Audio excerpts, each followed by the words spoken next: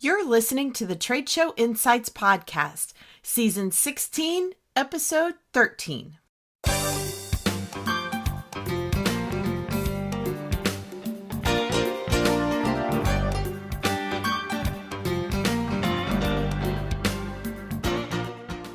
I'm your host and exhibit marketing strategist, Marlis Arnold, bringing you tools to improve your exhibit results.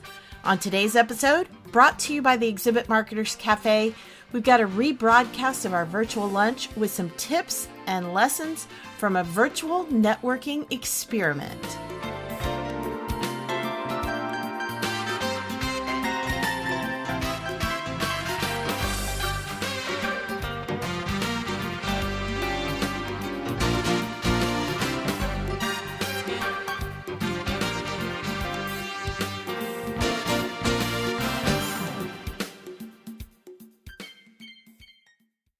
Amanda Kaiser is an engagement specialist and qualitative researcher for associations and member organizations.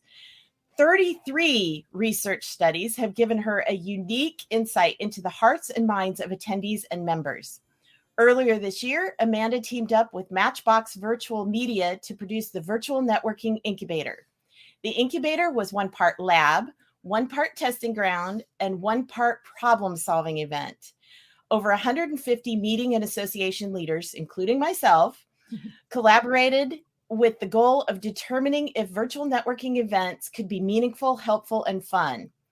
Today, we're going to dive in and share some of those tested strategies directly from the 2-month-long, 6-session virtual networking incubator that you can implement for your events today. So, Amanda, thank you so much for being here. Thank you, Marlis. It's really great to be here. And you are one of the first people I'm talking to about the results from the incubator. We pulled together all of the data and we wrote a final report, if you will. And so I'm super excited to bring all of that data and new findings to you today. Well, and Alan is actually going to share that link. And for those who are listening to this on the podcast, you'll find the link for this in the show notes. But we've got the link so that people can go and download that report, because it really, you guys went so in depth on breaking down all of the different things. But let's back up a little bit first. Tell us how the Virtual Networking Incubator came to be and how you pulled all this together, because I know this was a massive amount of work behind the scenes. Yeah. So this was definitely a labor of love and something that we had been thinking about for a long time. So if you go way back to the beginning of COVID, tons of events, event hosts, they scrambled to get everything that was in person online. And as a sort of speaker and a host, I got a chance to be a part of a lot of events. And one of the things that I noticed was that virtual events kind of delivered just one of the two conference and event promises. So a lot of value, especially in association conferences, are around education and networking. Mm-hmm. And when we went to virtual, most of the value was just around education, and we lost the networking part of it. And I was really worried about that. And I kept mulling it over and thinking about it. And I started talking to Ariana Riak, who's the CEO at Matchbox Virtual Media, and she agreed that there was a problem there. And together we just kind of kept coming back to it. And one day I thought, would it be interesting to do like a tech incubator around this? And the more we got talking about it, the more we decided we wanted to do it together. And we wanted to make it more than just a tech incubator. We wanted it to be a problem-solving event. So, it ended up being 6 sessions with 150 people. And it was an interesting thing to do for me, because I tend to write, spend months and write keynotes and get everything perfect. And the incubator had me as a host in this position of coming up with new content and new curriculum every 2 weeks, and sort of, looking at what we did the last time and trying to figure out how to make the next time better. So it was really interesting from a host perspective. I know it definitely was on the fly, feed the beast kind of thing. I know how that's kind of like virtual lunch. Yes. Yeah. But so you constructed these 6 different sessions, and we did different things each time. So sometimes it was small groups, sometimes it was one-on-one networking. So tell us a little bit about some of the things that you learned, and I know that the lessons that were learned not only apply to virtual networking. I mean, a lot of these things could be applied for face-to-face networking as well. So let's kind of break it down a little bit and talk about what were some of the key points that came out of this incubator. Yeah, so I'm glad you mentioned in person because we found out that while everybody's sort of remembering in person very, very fondly, in person networking events are kind of broken too. So there's an interesting stat that popped out of the incubator, and that was when everybody was applying, we actually had folks go through an application process, and one of the questions we asked was, "How do you feel about in person networking events?" And we listed all kinds of emotions. And one of those sets of emotions was anxiety and concern.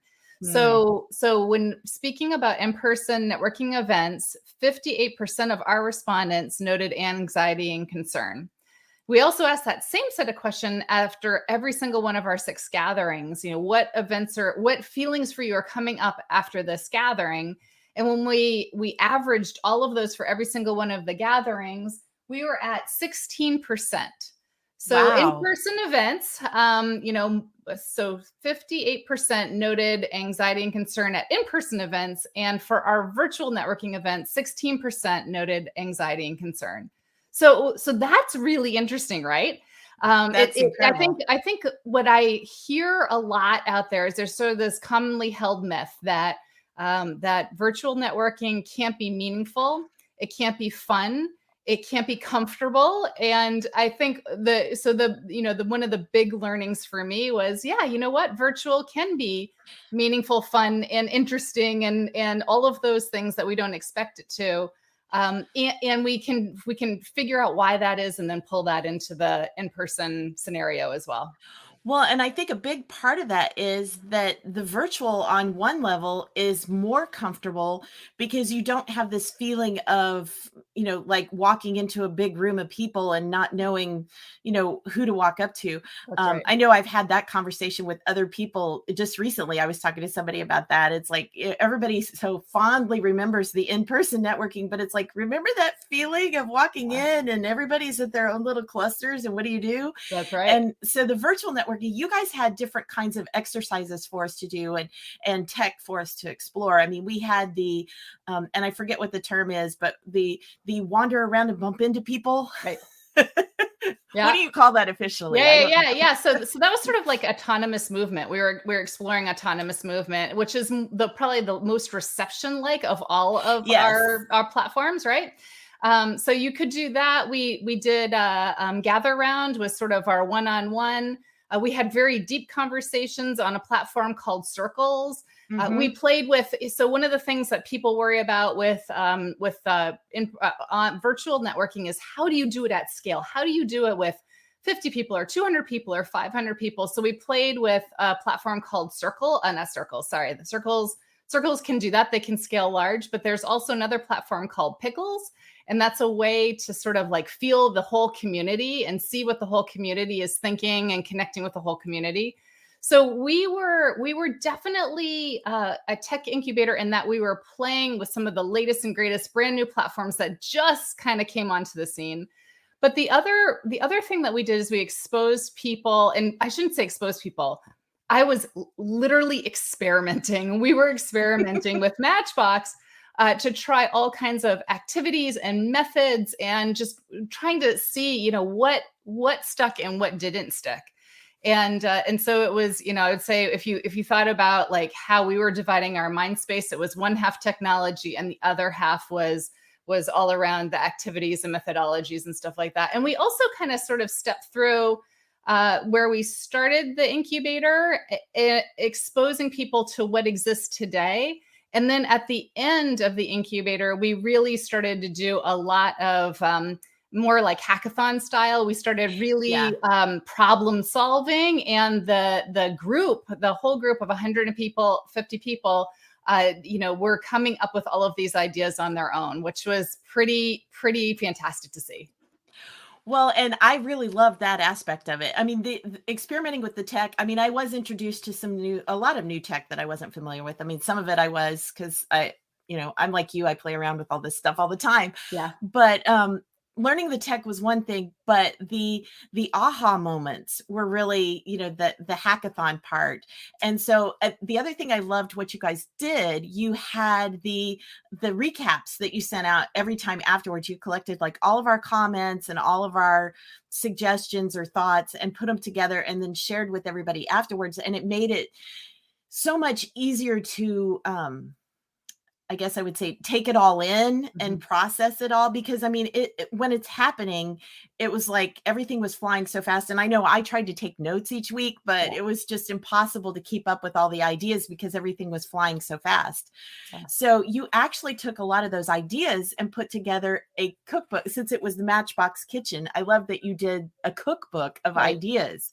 So tell us a little bit more about all that and how you pulled together all these different ideas and practical applications. I'm so glad that you mentioned the sort of after every gathering, we sent out a report of the chat, but we call it the chat and more because there was more stuff that we were able to send out. And that was actually an invention after the first gathering. So we got into the first gathering, and one of the things that we saw in the chat was people were saying, "Oh my gosh, there's so much great stuff here, and I can't take notes fast enough, and I'm torn between listening to Amanda and chatting with everybody and taking notes, and it's making me crazy, and I want to do it all."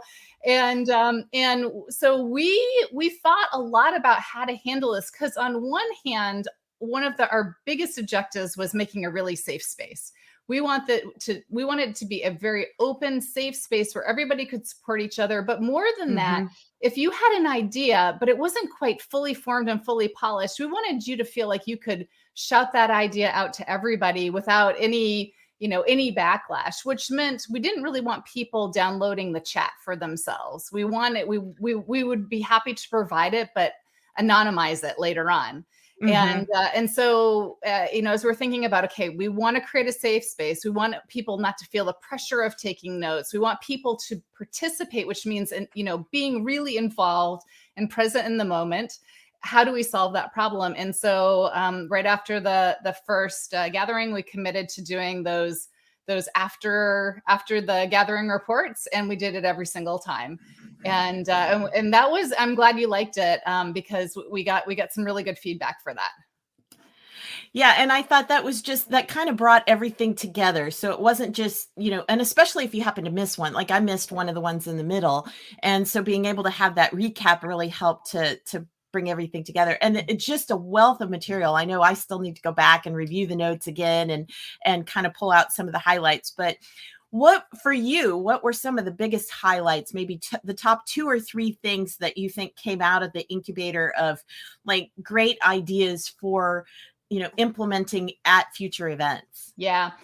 So I think a couple of ideas, sort of rapid fire here, because there's so much, and I really encourage you to read the roundup report. So I think one of the things that we can't underestimate is how awkward networking can be for a lot of people. Yes. In fact, we did some activities around, and mostly our group was extroverts. Most of them were meeting planners. They're mostly extroverts. They mostly love networking, and even among our group, networking is sort of fraught. And in the word, just even the word networking makes people feel inadequate and anxious and scared and lonely and, all of those things. So I think we can't underestimate, how emotions are wrapped up with the whole idea of networking or reception. So that's one thing to consider. Another thing to consider is one of the reasons why our version of online networking worked in most cases, and we did have some stumbling, but when it worked because there was a lot of structure and a lot of activities. People walked in, and there were ways for them to connect with each other, and we helped them kind of skip the small talk and get right into the meat of the conversation and collaborate and think together and work together and support each other, right? Without having that. And you just talked about this, Marlis, and early on, that pain of walking into a room and seeing everybody all clumped up and trying to figure out, can I sidle on into that conversation, and would it be too weird, or do I just stand back here and watch everybody, which feels really awkward, right? So I think another thing that for us was, pack more structure into every networking event because it helps people collaborate and connect a lot faster than if they had to do it on their own. So the free-for-all networking, very, very hard unless you've got a cohesive group that already knows each other. Right. And they want to do the free-for-all networking. But for everybody else, add structure, add a curriculum, add activities, get them working together. So that's a couple of the things. Oh, can I also talk about priming for participation? Because that's a pretty cool one. That was actually my next question. So awesome, go ahead. Awesome, perfect. We're reading each other's minds. We're melding in the metaverse. Okay, so priming for participation. One of the things that that I've been playing with both in the incubator and also in my own speaking is figuring out how to get people not to, when they're at home, right? You can multitask, you can do a million different things. And so how to get them to connect in and participate and really engage with what they're doing. And so one of the things that we played a lot with were these unofficial starts. And I got this idea from the CEO at Playmeo. So do these unofficial starts where you're inviting people in a couple of minutes before your official start time and have an event or have an activity. So you're rewarding the early birds. And then the people who typically sign on late, find out that you did this early bird activity and they want to do it the next time. And so it's sort of rewarding people for coming on early and also showing other people why it's important to log on at the right time. So unofficial starts is one way to sort of prime people for participation. We did a lot of that in the incubator. It was super fun. Well, it was. I didn't get in on all of those, but I did. And the ones that I did, they were really fun. And I love the idea, like you said, it gives you something rather than just, you hop on a minute or two early and you're just listening to music while it says, wait for your host to arrive or whatever. Yep. I mean, it was much more engaging and interactive. And I thought that was just really great. But there were so many creative things that you guys did. It was just, it was, I know it was so much work, but it was so well received. And I made so many new connections. Okay. And I think that was probably true across the board from your post-event surveys that people made a lot of good. And I realized in this case, it was that, like you said, we were all meeting planners and event professionals. And so we had that baseline connection anyway, but just to be able to meet people from just very diverse backgrounds, it was just a great way to have that experience. And I know you've got another incubator coming up. You want to give us a little bit of a teaser about that? Yeah. So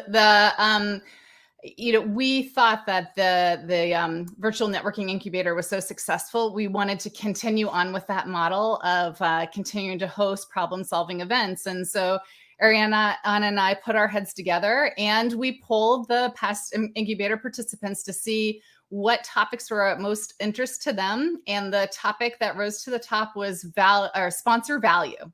So we are heads down, 100% working on the next sponsor value incubator. So we're super excited about that. And we're thinking about 4 sessions of, really sort of experimenting with a bunch of stuff, exploring, how they worked, and then leaping off from there into the whole design and innovation to see if we can come up with some new ideas. So we're very excited about that. And when you go get the report in the same website up in the upper nav, you can find the sponsor value incubator tab, and it'll bring you to a place where you can sign up to learn more information when we're ready to launch.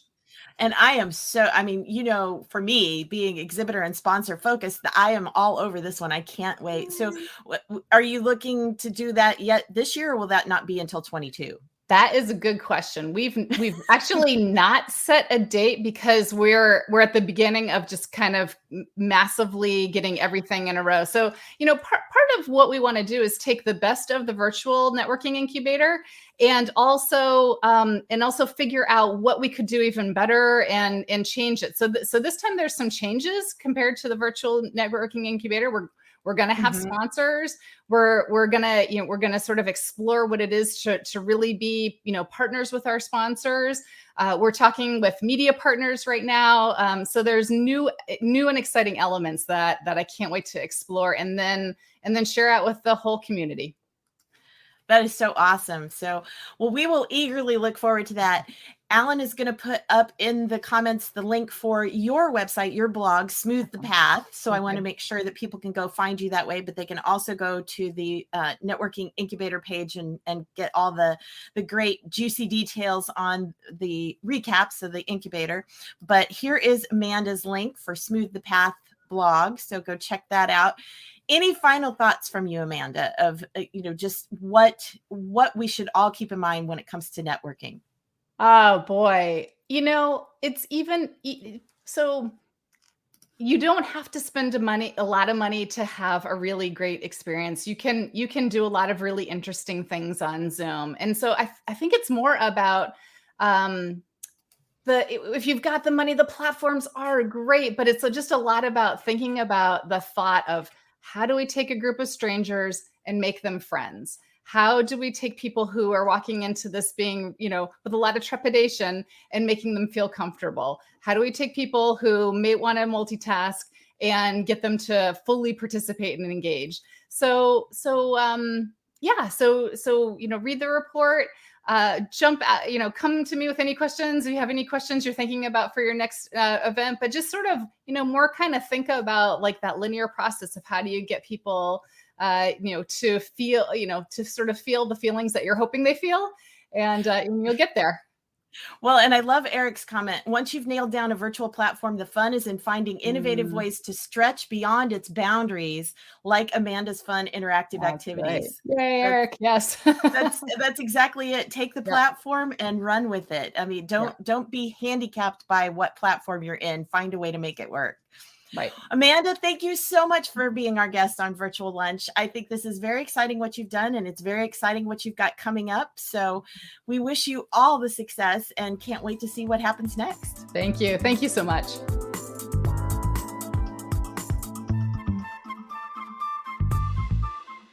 You can find all the links mentioned during our interview in this episode's show notes at tradeshowinsights.com. And if you'd like to join us for an upcoming virtual lunch, you'll find info on that at exhibitmarketerscafe.com/lunch.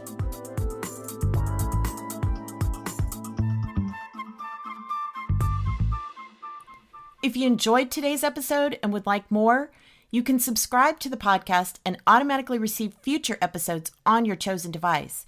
Simply search for Trade Show Insights in Apple, Spotify, Stitcher, or virtually anywhere else that podcasts are found, then click the subscribe button. Trade Show Insights is protected by the Creative Commons copyright license. You may feel free to share this recording with colleagues or embed it on your own blog as long as it's shared in its entirety and is not used for commercial purposes. To learn more, please see the link in the sidebar of the show notes at tradeshowinsights.com. Well, that's it for this episode of Trade Show Insights. Be sure to check out our show notes and archives at tradeshowinsights.com. You can also connect with me using the social media links or the contact page on the site. I'm Marlis Arnold. Thanks for listening, and be sure to join us next time for more tools to improve your exhibit results.